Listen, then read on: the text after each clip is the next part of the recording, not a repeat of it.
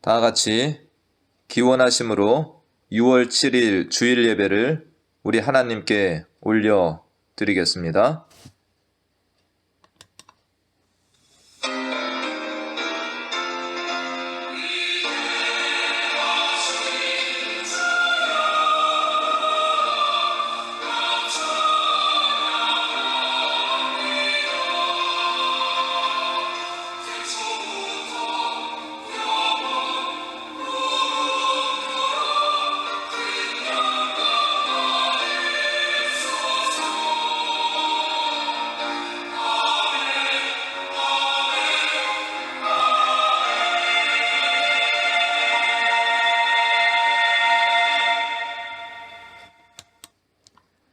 주 안에서 항상 기뻐하라.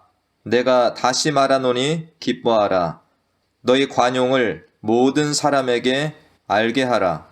주께서 가까우시니라.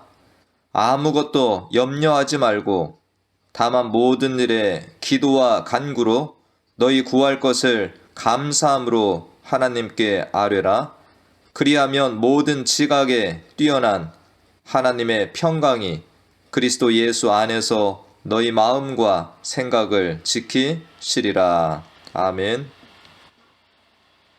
하나님 아버지, 베니스 교회 창립 31주년을 맞아 함께 모여서 예배케 하여 주시니 감사를 드립니다.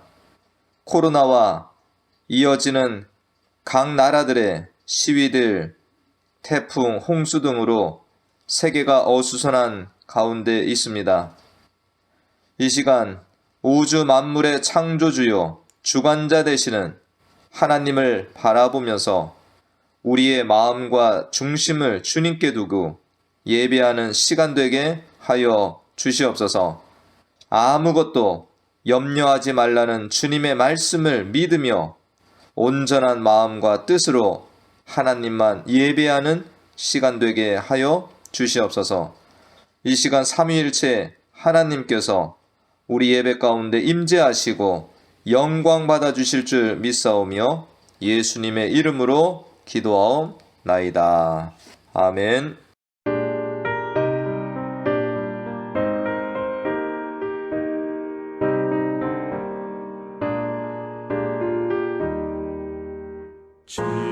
지금까지 지내온 것 주의 크신 은혜라.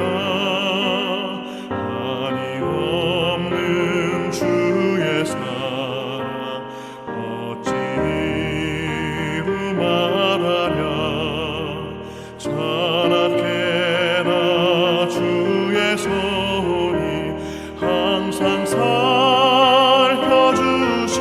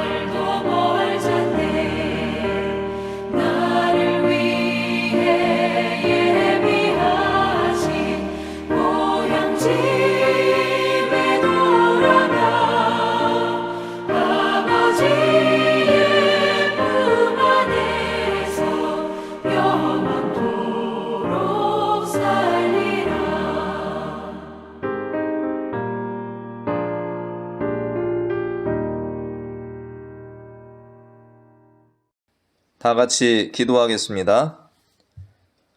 하나님 아버지, 2달 만에 예배당에 함께 모여서 예배를 드립니다. 코로나로 흩어졌던 성도들이 창립 31주년 감사주일을 맞아 건강한 모습으로 함께 모여서 예배케 하여 주시니 감사를 드립니다.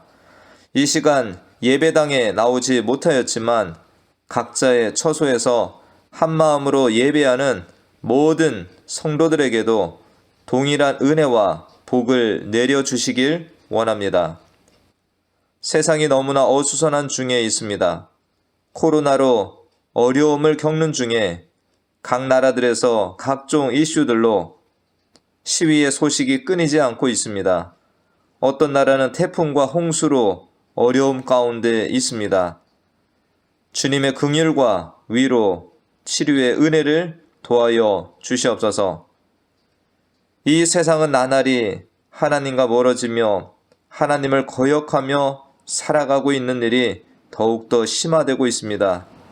이러한 말세를 바라보면서 우리들이 기도에 힘쓰지 못하고 하나님을 알지 못하고 멀어지는 이들에게 복음을 전하지 못하는 우리들의 부족과 허물을 용서하여 주시길 원합니다. 오늘 예배를 통하여 하나님을 깊게 만나게 하여 주시고 하나님의 분명한 뜻을 깨닫게 하여 주시옵소서. 먼저 믿은 우리들이 하나님의 마음을 알아가며 세상의 빛과 소금이 되는 삶을 사는 그리스도인들이 되기를 소원합니다. 창립 31주년을 맞은 베니스 교회가 어른 교회로 더욱더 성숙되어 가며 주님의 기쁨과 영광, 주님의 동역자로 사용되는 복된 교회가 되도록 하여 주시옵소서. 주님의 동역자 교회로 주님 오시는 그날까지 아름답게 쓰임받는 교회가 되길 원합니다. 다시금 예배당에서 예배를 재개하는 모든 교회들마다 하나님의 은혜로 지켜주시고 코로나의 확산 없이 계속해서 예배를 이어갈 수 있도록 지켜주시길 원합니다. 또한 선교지에서 복음을 전하는 모든 선교사님들을 은혜 가운데 지켜 보호하여 주시고 그들의 모든 필요를 채워주시며 인도하여 주시길 기도하옵고 예수님의 이름으로 기도하옵나이다. 아멘.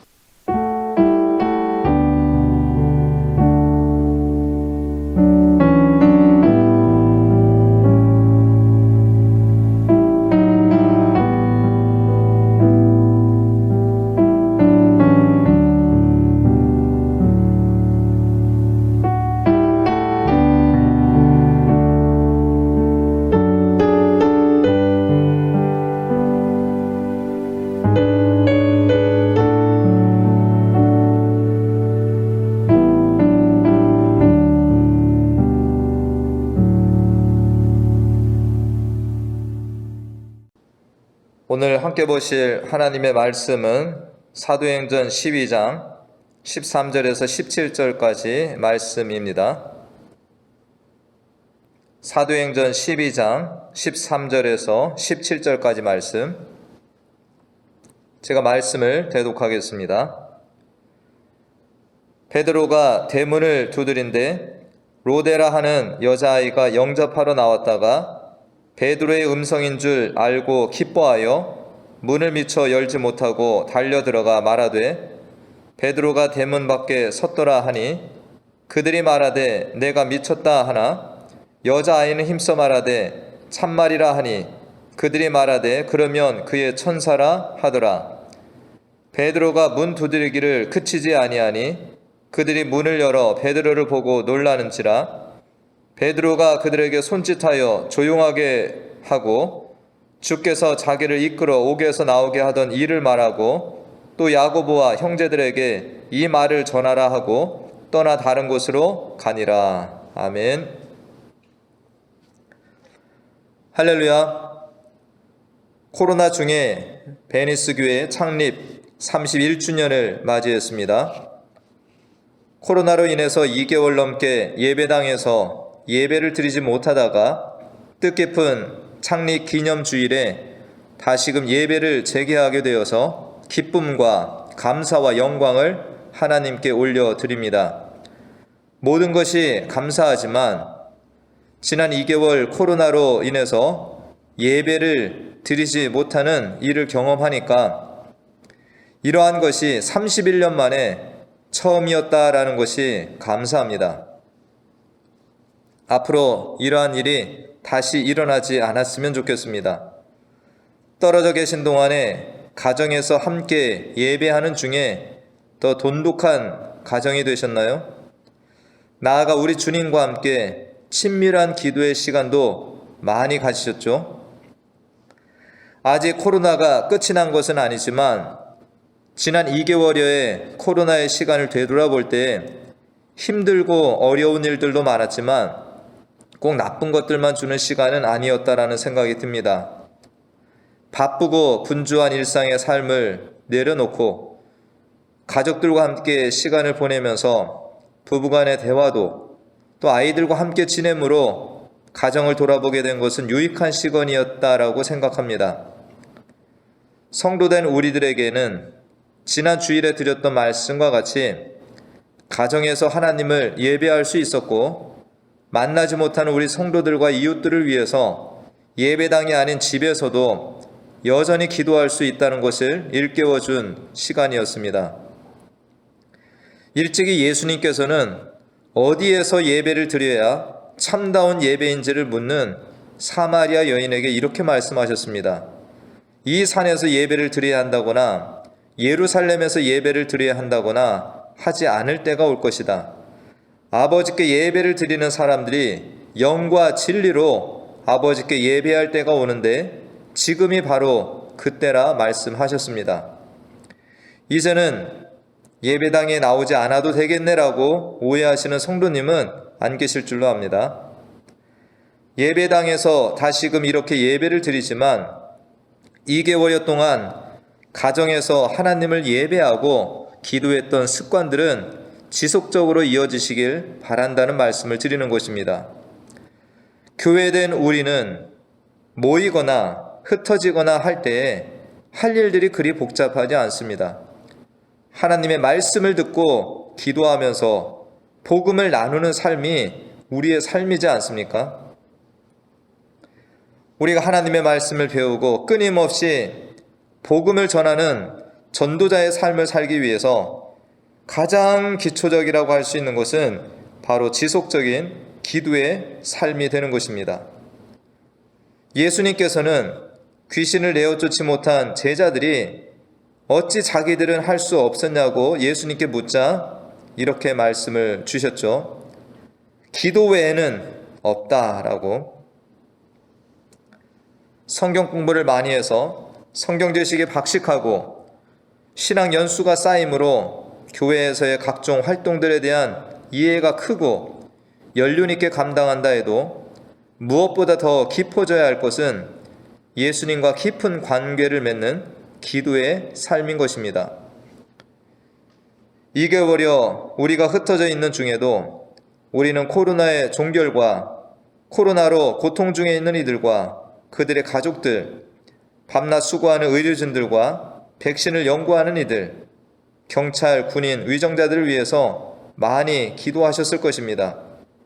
여기에 더해서 최근에는 희생된 흑인으로 인해서 미국 전역에서 일어나는 각종 시위와 폭력적 모습들로 인해서 기도하셨을 것입니다. 우리 교회에도 자녀들이 경찰 근무를 하는 가정이 2가정이나 있어서 경찰들의 안전이 남일 같지는 않습니다. 우리 크리스찬들은 사회에서 일어나는 일들에 직접 참여함으로 사회를 변혁하는 일도 감당하지만 그 전에 늘 항상 기도로 하나님 앞에 서는 일이 선행되어야 합니다.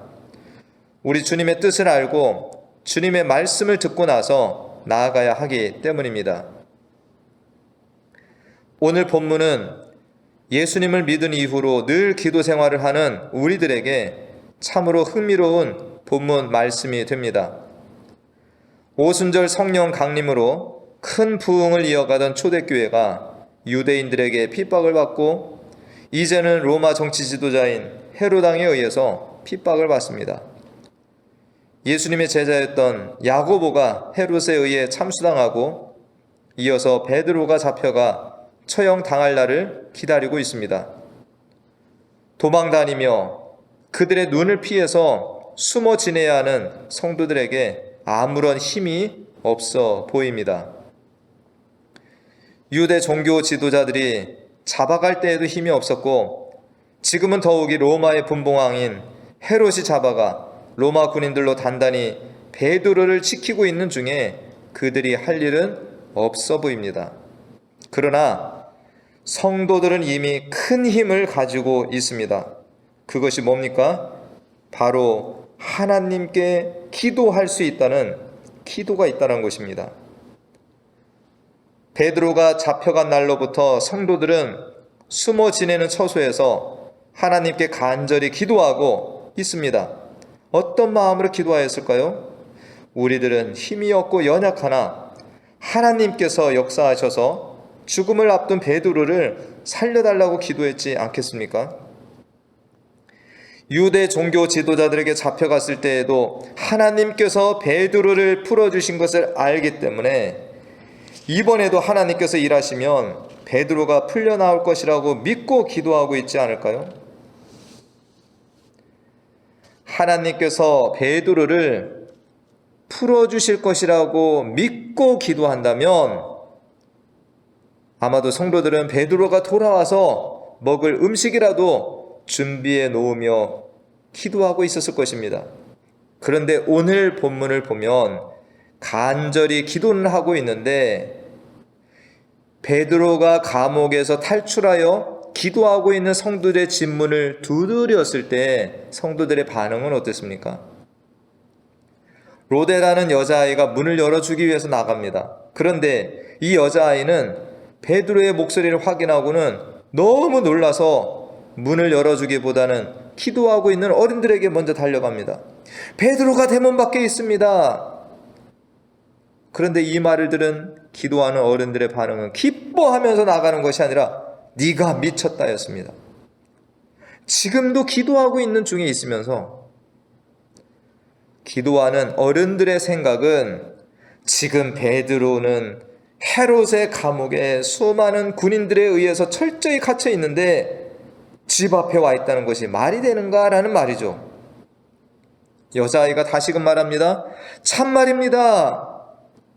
그런데 기도하던 어른들은 또 이렇게 말합니다. 그러면 그의 천사라.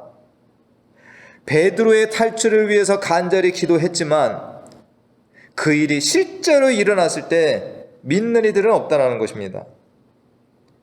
우리들이 믿음으로 기도한다면 하나님께서 기도의 응답을 주실 것에 대한 준비를 하면서 기도해야 한다는 것을 우리에게 알려주고 있습니다. 우리는 기도할 때 믿음으로 기도한다라는 말을 합니다. 그러나 많은 순간 우리는 기도하면서 찾아오는 의심을 위해서 믿음의 자리를 내어 던지는 때가 종종 있다라는 것입니다. 야고보서의 말씀은 오직 믿음으로 구하고 조금도 의심하지 말라. 의심하는 자는 마치 바람에 밀려 요동하는 바다 물결 같으니 이런 사람은 무엇이든지 주께 얻기를 생각하지 말라. 두 마음을 품어 모든 일에 정함이 없는 자로다 라고 말씀합니다. 기도하면서 이런 생각 있지 않습니까? 과연 기도가 응답될까? 하나님이 내 기도를 듣고 계시긴 할까? 하나님이 정말 나를 사랑하실까? 이러한 생각들은 마귀가 불어넣는 생각들인 것입니다. 과감히 쫓아내면서 기도를 해야 하는 것입니다. 간절히 기도는 하고 있지만 이 어른들은 베드로가 문을 두드려도 베드로라고 믿지 않습니다. 그러나 로데라는 여자아이는 밖에서 문을 두드리는 그가 베드로라고 믿고 어른들께 이야기를 한 것입니다. 많이 들어보신 예화이시겠지만 우리의 기도에 대하여, 우리의 기도의 현실에 대하여 큰 깨달음을 주는 예화이기에 또 말씀을 한번 드리고자 합니다. 지금이야 한국 시골에도 관계시설이 잘 정비가 되어서 가뭄이 올 때에도 큰 물 걱정이 없이 농사를 짓습니다. 그러나 이전에 하늘에서 내리는 비만 의지하고 농사를 짓던 시절에 큰 가뭄은 농부들에게 고통의 시간이었습니다. 논밭에서 타 죽어가는 농작물을 바라보면서 애타하는 성도들을 볼 때에 어느 시골의 목사님이 이렇게 말했습니다. 성도님들, 내일은 우리가 비를 내려달라고 하나님께 간절히 기도를 하십시다. 성도님들은 한 분도 빠짐없이 기도에 참석하셔서 함께 기도하시기 바랍니다. 다음 날이 되어서 성도들이 기도하기 위해서 예배당으로 발걸음을 옮깁니다. 그 중에 한 어린아이도 기도하러 가는데 이 아이는 우산을 들고 기도를 하러 간다라는 것입니다. 이 아이를 바라본 어른 성도들은 타박합니다. 아니, 이렇게 햇볕이 쨍쨍한데 무슨 우산을 들고 교회를 가니? 아이가 뭐라고 얘기를 합니까? 오늘 우리가 하나님 아버지께 비 내려달라고 기도하면 비를 내려주실 텐데 돌아올 때는 우산이 필요하잖아요. 의심을 가지고 하는 기도, 기도하면서도 주어질 응답에 대하여 준비하지 않고 목소리만 올려드리는 기도는 하나님께서 원하시는 기도가 아닌 것입니다. 제가 이전에 집 거실을 예배당으로 사용하시는 목사님과 함께 지낸 적이 있습니다. 몇몇 장애우들이 주일에 모여서 그 거실에서 예배를 드리는 장애인 교회였습니다. 당연히 교회 재정은 좋지 않아서 주변 교회들과 지인들의 도움으로 교회가 운영되는 그런 곳이었는데, 그 목사님이 장애우들과 함께 예배당으로 사용하고 있는 그 집, 목사님도 물론 그곳에 사시지만 그 형님의 명의로 되어 있었는데 담보로 잡아놓고 사업을 하다가 잘 되지 않아서 은행에서 차압이 들어왔습니다. 은행으로부터 몇 달 안에 집을 비워달라는 통보를 받았습니다. 목사님은 새벽마다 하나님께 간절히 기도합니다. 하나님, 여기에서 나가면 저희들은 갈 데가 없습니다. 장애인들도 어디가 예배를 드립니까? 이 집을 지키게 해주십시오. 새벽마다 기도하시고 낮에는 백방으로 주변 교회나 노회에 도움을 줄 사람들을 찾아다녔습니다. 그런데 쉽게 해결이 되지 않았습니다. 그러던 어느 날 목사님은 얼마 후면 은행에 차압을 당할 그 건물의 화장실을 수리해야 한다고 수백만 원의 돈을 지불하며 화장실 수리를 시작하는 것이었습니다. 옆에서 보던 저는 이해가 되지 않았습니다. 돈을 준비하지 못하면 빼앗기는 집에다가 왜 돈을 들여서 화장실을 수리하실까? 차라리 저 돈을 빨리 은행에다 갚는 것이 좋지 않은가? 그런데 은행 차압일이 되기 전에 극적으로 문제가 해결되면서 그 집을 은행에 차압당하지 않고 다시금 예배를 드리게 되었습니다. 그리고 완성된 화장실도 사용할 수 있었고요. 저는 그때에 믿음의 기도가 무엇인지 눈으로 배우게 되었습니다. 우리는 지금 어떠한 기도의 제목들을 가지고 계시나요? 내 마음을 충족하려는 기도들인가요? 아니면 주의 나라와 영광을 드러내는 기도의 제목들을 가지고 기도하고 계시나요? 내 기도가 주님이 기뻐하시는 기도라면 그 기도가 응답될 때 할 일들도 준비하고 계시면서 기도를 하고 계시나요? 우리는 성경에서 많은 기도의 예들을 볼 수 있지만 또 좋은 본보기를 기도의 어머니라고 하는 한나에게서 찾아볼 수 있습니다. 한나는 자식을 낳지 못하여 큰 고통 중에 살면서 자식을 낳은 다른 부인 분인나의 괴롭힘으로 인해서 더 큰 고통 가운데 있었습니다. 성전에 올라가 간절하게 기도하던 한나는 술을 끊으라는 엘리 제사장의 말을 듣기도 했죠. 영적으로 둔감한 엘리 제사장이지만 그가 한나에게 평안히 가라. 이스라엘의 하나님이 내가 기도하여 구한 것을 허락하시기를 원하노라 하였을 때 그 말을 믿고 돌아가서는 먹고 다시는 근심빛이 없었더라 라고 성경은 기록합니다.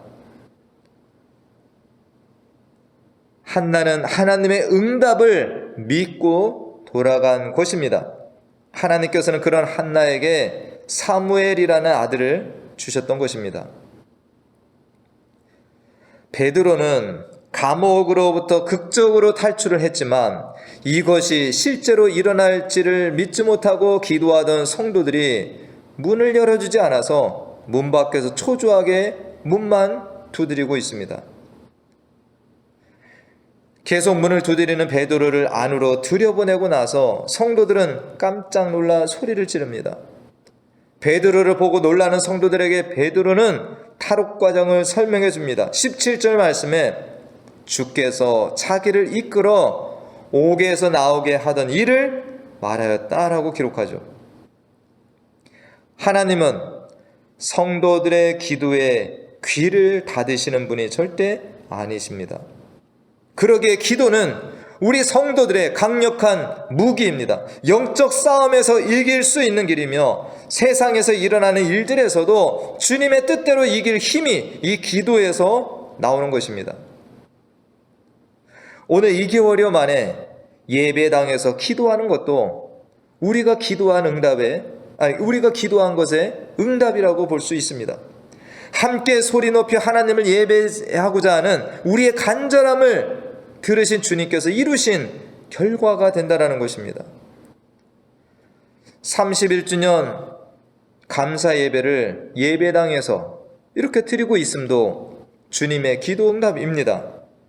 주님의 몸된 교회를 사랑하고 눈물과 기도로 엮어온 우리 성도님들의 발자취가 오늘의 이 자리가 되는 것입니다.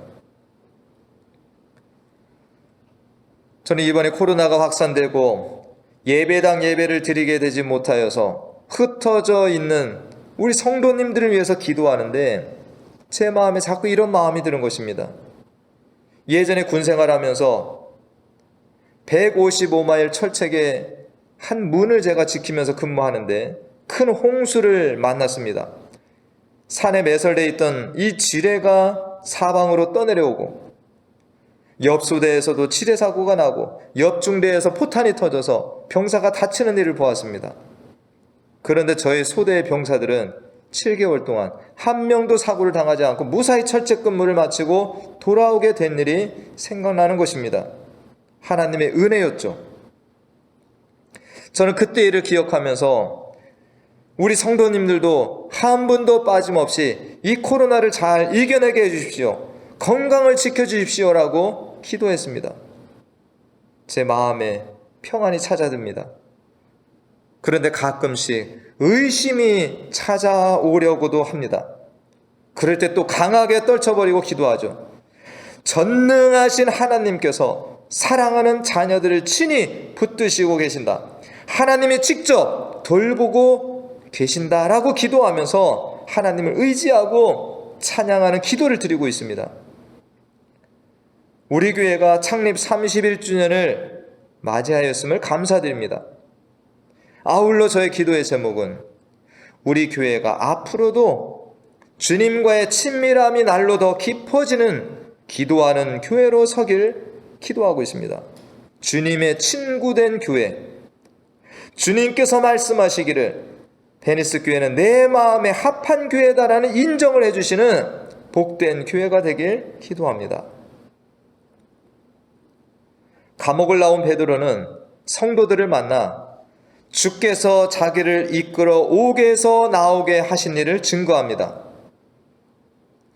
원하기는 베니스 교회의 성도된 우리들도 날마다 기도의 삶을 사는 중에 주께서 이렇게 인도해 주셨다, 주께서 이루어 주셨다라는 이러한 간증들을 증거하는 은혜가 있는 성도들 되기를 원합니다. 베드로는 이 증거를 야고보와 형제들에게 전하라고 부탁하고 다른 곳으로 갔습니다. 기도 응답을, 우리가 기도했던 것들을 눈으로 본 성도들은 얼마나 담대하게 하나님께서 하신 일을 증거하였겠습니까? 얼마나 더욱 담대한 기도의 용사들이 되었겠습니까? 우리들도 이 기도 가운데 거하면서 이 기도의 응답을 눈으로 바라보고 담대하게 우리 주님만을 증거하실 수 있는 성도님들 되십시다. 다음 주부터는 사도행전을 잠시 접어두고 예수님이 우리에게 가르쳐 주신 주기도문에 대한 말씀을 함께 나누고자 합니다. 말세를 만난 우리에게 주님께서는 더 기도에 힘쓰라는 명령을 주셨습니다. 우리가 주기도문을 나아가면서 우리의 기도가 주님의 기도를 닮아가는 기도로 더욱 성숙해지고 기도의 응답을 체험하시고 증거하는 삶이 되시길 원합니다. 우리 뜻대로가 아닌 주님의 뜻대로 기도하시고 기도의 내용을 주님께 완전히 맡겨드리시고 의심을 버리고 주님이 하실 일들을 기대하며 믿음으로 기쁨의 기도 생활하시며 사시는 우리 모두가 되시길 간절히 축원합니다. 기도하겠습니다.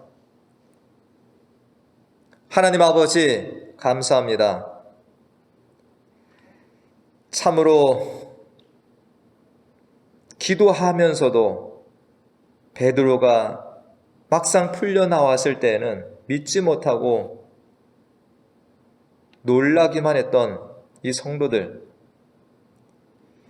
우리 주님께서는 그러한 성도들의 기도까지도 들으시고 베드로를 건져주시는 놀라운 역사의 말씀을 보았습니다. 하나님, 우리들도 예수 믿은 이후로 기도의 삶을 살아갑니다. 의심하지 말고 믿음을 가지고 하나님이 이루실 일들을 기대하며 기도하는 삶을 살게 도와주시옵소서. 창립 31주년 감사 예배, 이렇게 한자리에 모여서 예배할 수 있게 해주신 하나님께 감사드립니다. 우리들이 앞으로도 정말로 하나님과 깊어지는 신앙생활, 친밀한 기도의 생활을 하는 주님의 마음에 합한 교회가 될 수 있도록 은혜를 토하여 주시옵시고, 우리들이 정말로 가정과 교회를 위해서 이 어수선한 세상을 위해서도 끊임없이 주 앞에 기도하는 성도들 다 되게 인도하여 주시옵소서. 감사하고 예수님의 이름으로 기도하옵나이다. 아멘.